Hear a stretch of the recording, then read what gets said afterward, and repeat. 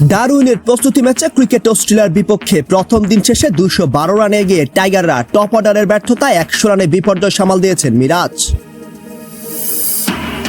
নির্ধারিত সময়ের আগে সেই জাতীয় স্টেডিয়ামের মাঠের ঘাস লাগানোর কাজ সংস্কার করা হয়েছে। মূল মাঠের ড্রেনেজ ব্যবস্থা, ঘাসের মান নিয়ে সন্তুষ্ট বাফুফের গ্রাউন্ডস কমিটি।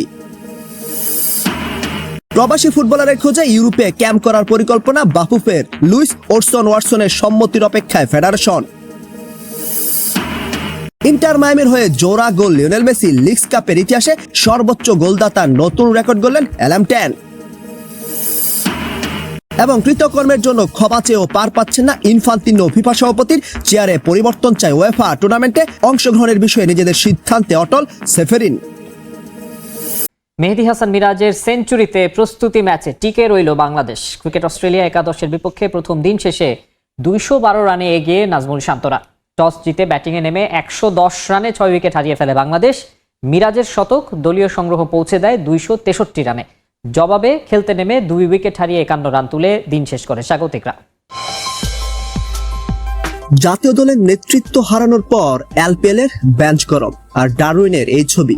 সবকিছু ঘটলো মাত্র 1 সপ্তাহের ব্যবধানে।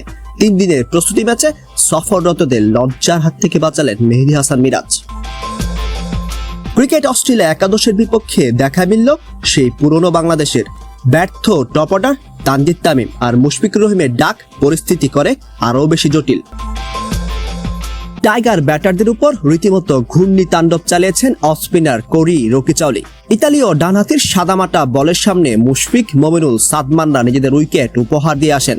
সে বিপর্যয় সামাল দিয়েছেন মিরাজ। খেলেছেন 141 বলে 109 রানের হারনামান ইনিংস। কেন অন্যদের চেয়ে ভিন্ন ছিলেন এই অলরাউন্ডার? প্রথম দিনের খেলা শেষে জানিয়েছেন নিজেই। আমার জন্য একটু ডিফিকাল্ট ছিল, যেহেতু ফার্স্টে এই কন্ডিশনে খেলছি। আমি চেষ্টা করেছি উইকেটটা অ্যাডজাস্ট করার জন্য এবং পার্টনারশিপ করার জন্য। যেহেতু আমাদের সামনে টেস্ট ম্যাচ আছে, এটা আমার জন্য অনেক কনফিডেন্ট দিবে এবং আমি যে মাইন্ডসেট আপে ছিলাম এটা যদি কন্টিনিউ করতে পারি তাহলে আমার জন্য ভালো হবে এবং টিমের জন্য ভালো হবে।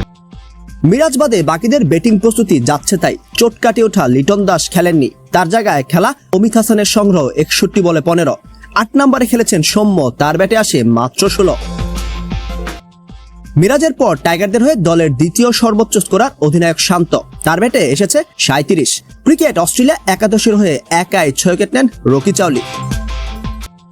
জবাবে খেলতে নামা স্বাগতিকরা পরে টাইগার পেসারদের গতিতাণ্ডবে। নিজের প্রথম ওভারে ব্রেক থ্রু এনে দেন হাসান মাহমুদ, ফেরান স্যাম কনস্টাসকে।